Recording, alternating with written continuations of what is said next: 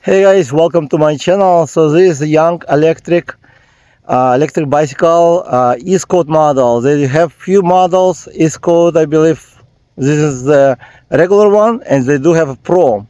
So let me give you a little bit more spec before going off-road. And we're gonna go today to test it out to see how the bicycle perform, if it can climb all the hills. I expect it will, and just my experience, and I'll talk to you while I'm riding. So just a little bit specs: 750 motor, young branded KENDA tires, which is should be puncture resistant. I didn't put any slime. Hopefully I will not get any flat on this bike, because getting flat and I don't take any tools with me, it's kind of really risky, which I know I'm gonna call my wife to pick me up in case if I get stuck here. And we do have some people walking sometimes, so anyways, hopefully I don't need it.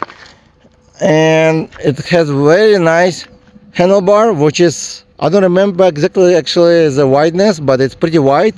You can attach phone holders or any devices on top of the, because you get a lot of space. You got a trigger shifter by Shimano, you got manual bell, thumb throttle on the left side with big button to switch pedal assist, to turn light on over here. And again, I have a link to the full video I recorded about this bike as well in the description. It comes with a Logan hydraulic 180mm disc brakes, which should work great. We're gonna test it out going down hills as well.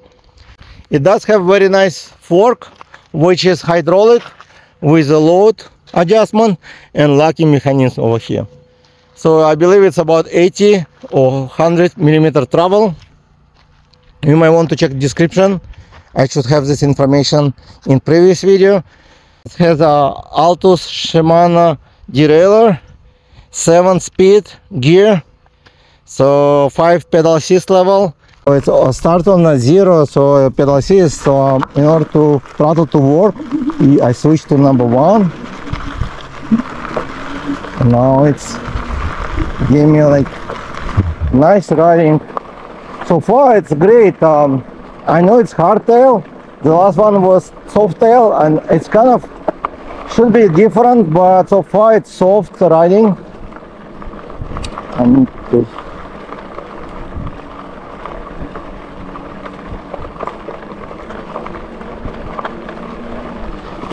So over here, usually use throttle.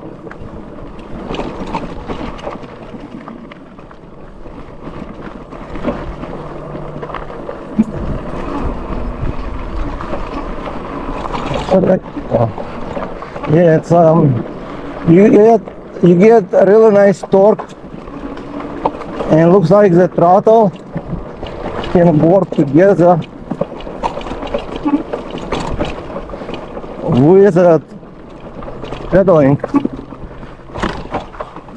assist.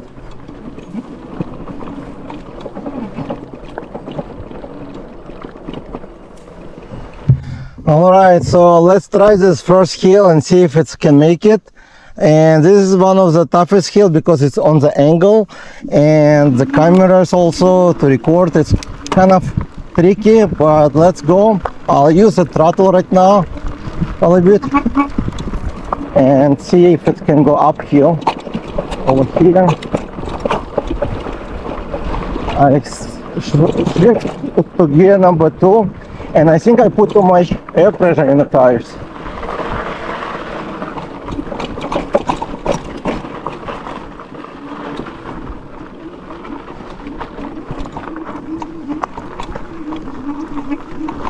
And actually it made it. I didn't even work hard on it, and I'm on gear number 2.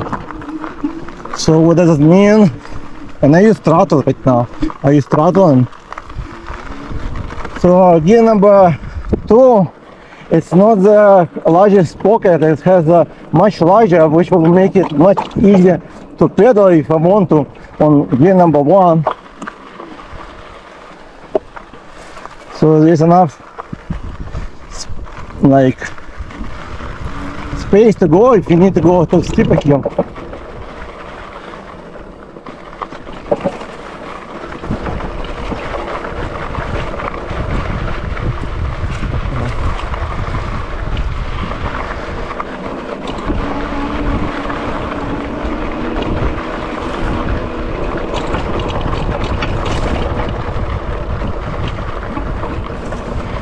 And I never took this bike for uphill test to the one I take usually throttle only, so I might take it later because the motor actually feels like pretty powerful and pretty good for 750 motor, so I'm gonna take it.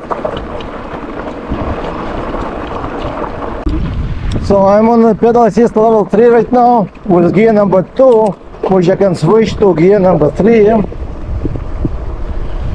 And I will not try to go faster. It's about 50 miles an hour. The ride is pretty smooth. And some people here.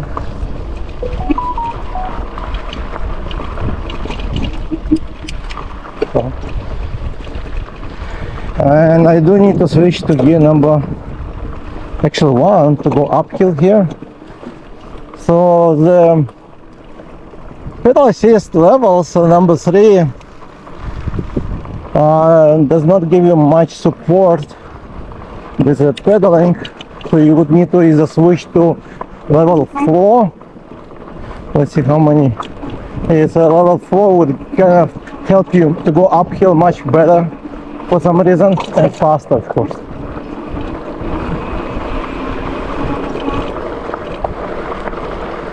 But for me, I think 10 miles an hour is more than enough.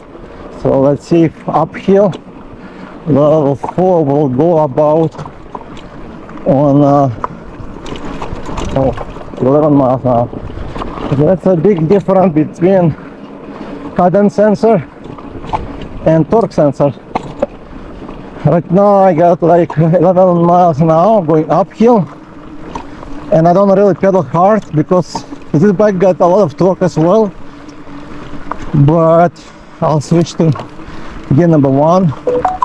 So gear number 1 makes it spin much faster, of course, but this is the largest sprocket, and it can go basically any hill this way. And the shifting works pretty good actually. I like it. I like trigger shifting.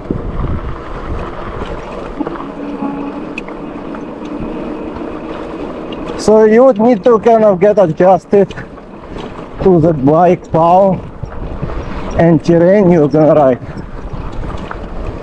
because versus to torque sensor I use, and you can use always throttle like right now if it's not enough pedal assist. The throttle actually kick in and helps you. Yeah, so we'll give you full torque.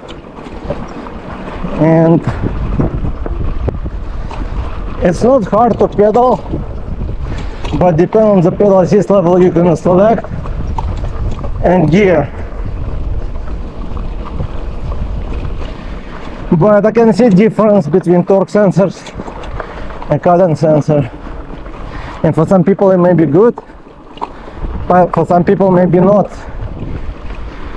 But so far I made it to this hill and I have a few more left.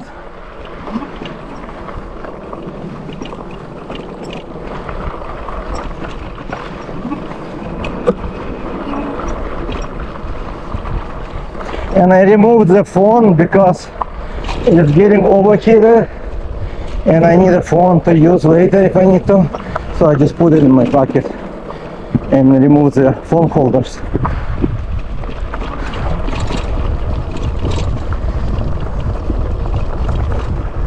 But the bike rides really nice and smooth.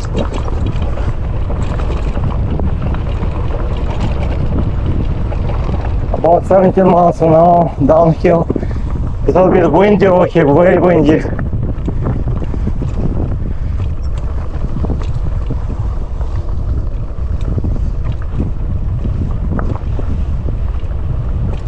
Wow.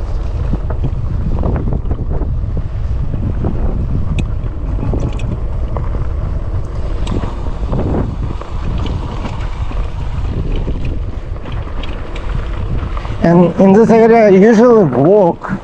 I usually decide to walk over here, and probably that's what I'm gonna do here as well.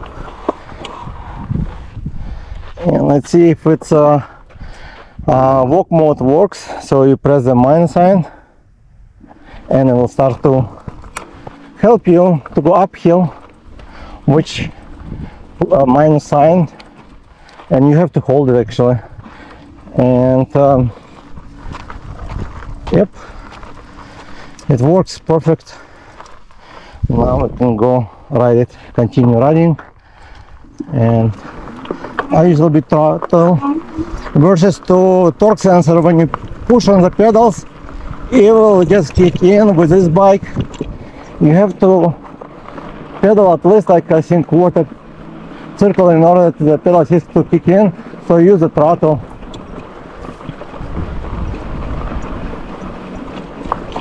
But it's pretty doing good actually for off-road. The fork works good. I know it's different after full suspension, but and also the hard seat. If you're planning to sit on it, you might get suspension seat post and comfortable seat. But the bike feels like solid. I don't feel any like shaking in the bike, nothing loose. So, and I almost made it to the almost last hill over here. This one is going to be the steepest, short but very steep, and it's over here on the sand, and the sand is doing pretty good over here. So these bikes have no problem to ride on the sand. And I just switched to pedal assist level 3. On pedal assist level 3 it's going about 9 miles off-road, because of it takes a lot of power off-road on the tires. And now I'm gonna switch to level 5, and it's kicking pretty good. And let's see if I can make it gear number 1. I'm gonna go to the side. Alright, I made it. So no problem to get uphill, and it's pretty beautiful over here. I didn't really get sweat. It was very quick with this bike. And let's go over here. One more. Something's clicking. Check.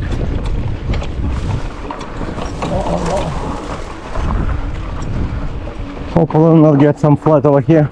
A lot of goat heads. And let's meet it over here as well, which I'm not surprised anymore, because I feel like the motor is pretty powerful. So really 750 motor, I can say that you're getting a good deal on this bike with 2 years warranty. And right over here, this is a place I was going to. Beautiful, peaceful, and kind of quiet. Kind of very competitive to Aventon, I guess, and many people choose brand over other brand because they don't know the difference much. And on this bike there's a little difference between those two, actually. Only mostly the price, I think. The way it rides, I would say about the same. It comes with hydraulic actually fork, which is a little bit nicer, but you're getting a better price. I believe it's like $1,200. I'm not sure if they're gonna have any sales. It's still already good price for 2 years warranty, USA support. It's class 3 bike. It will be soon to be UL certified as well. The battery, it's 15 amp battery, which is not the largest one. If you want even better than Aventone, they do have a Pro model, so you check link in description. Just a little bit more money, but you're gonna get larger battery, Bafang motor, and some more upgrades. From my experience, the bike performed pretty well actually for 750 motor, for hardtail. It was not as loud as some bikes have a lot of loose parts on sometimes. Everything works great so far to go uphill over here, but we're gonna go downhill, because the downhill we're gonna check the brakes. These brakes also by Logan, I have so many bikes with the same brakes. They do a pretty good job.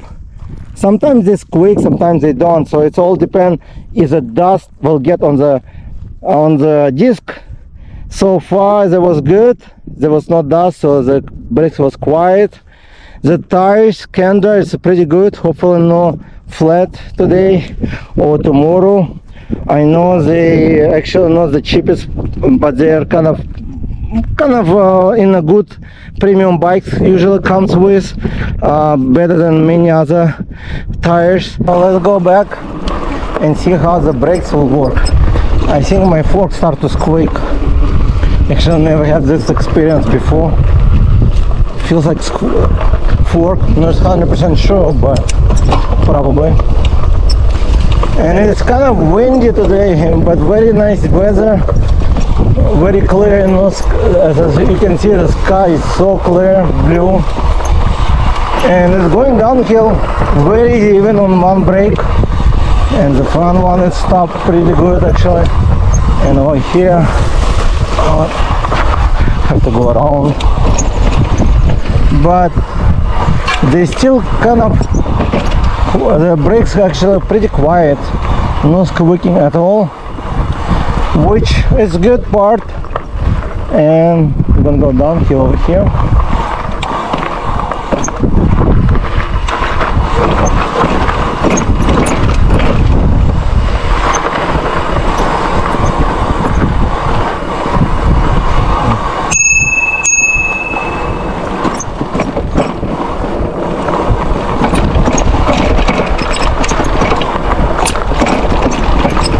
So yeah, the bike is pretty solid. It's not I don't hear any like extra noises, like, you know, when you're going. The other bike I took, the stand was making a lot of noises, but on this bike so far the stand, everything pretty solid. I think it's in my backpack. Make sure it's all closed. Yep. So let's go. So the braking works pretty good actually, and something's squeaking. I'm not sure what exactly. No, it might be fork, maybe some dirt get inside.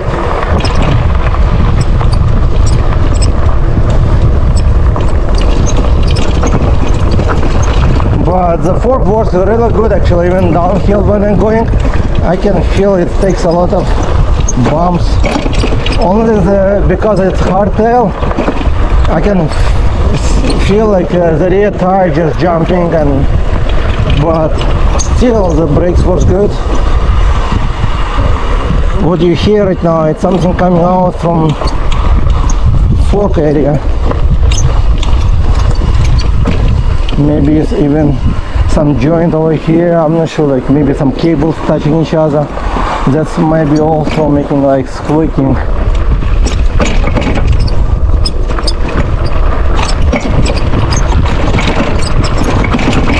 It's something, I'm not sure what it is. I'll stop to check it out, but I think it's just maybe dirt get in somewhere between. Never heard this kind of sounds. And over here, let's see if I can use the throttle only. Yeah, it's kind of actually nice. So the bike is pretty powerful. The motor is good, have no problem at all, because some motor would just cry and make some loud noises. This one is actually doing good. So, and let me stop and see.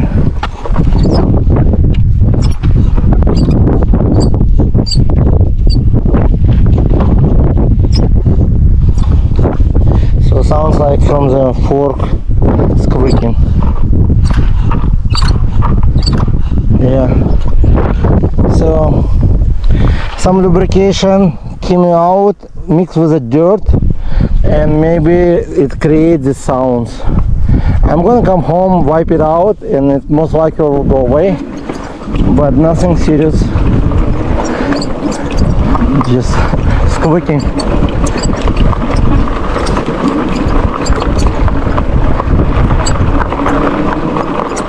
But in general, it's pretty good bike. Also for the price you're gonna pay. It's a solid bike without any like problem so far, other than right now squeaking, which is not really problem. It's mostly to do with dirt get inside, and I don't want to stop to clean it. I'll clean it at home. But the bike is actually pretty powerful. It's accelerate pretty quick on the throttle, up to the top speed with whatever throttle allowed, like I believe at 20 miles. And now I'm going downhill again, but the brakes holding pretty good actually, and can just stop. Yeah, it can stop the wheel easily. So this hydraulic brakes works good on this bike. And that's all we need to know, I guess, for this time. If you have any questions about this bike, feel free to leave a message in comments, and don't forget to hit like, subscribe, so I might make another video about this bike with a hill test. And so far I think this bike is good for this price range, $1,200. And if you need a larger battery, they do have larger battery. You can check link in description. They have a pro model with better, like with branded motor, and I believe this is more upgrade, and with tail light, I believe. Thank you for watching, and I'll see you in the next video. Bye.